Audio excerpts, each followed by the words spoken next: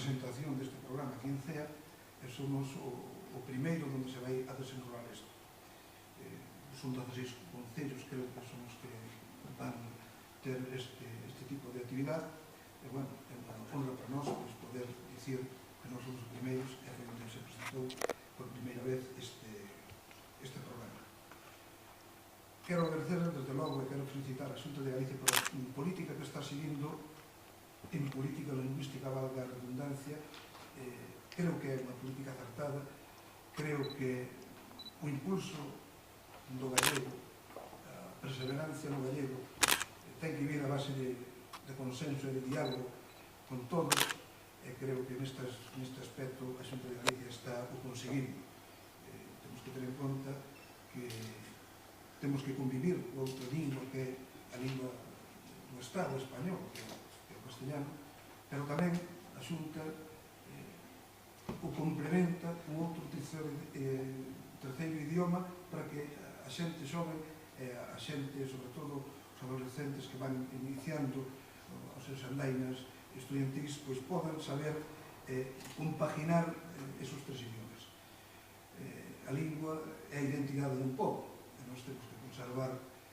esta identidade con o noso idioma gallego tan rico e tan extenso e tan, diría, bucólico, porque a verdade é que o galego parece que enamora as persoas e non sei, ten outro estilo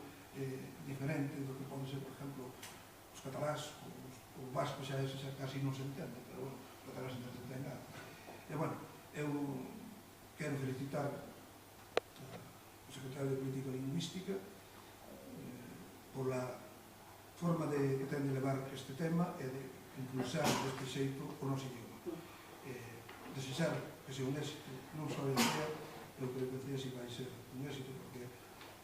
mobilizarnos a xente para que, sobre todo os xóvenes, para que se presenten na piscina e, bueno, poden disfrutar un pouco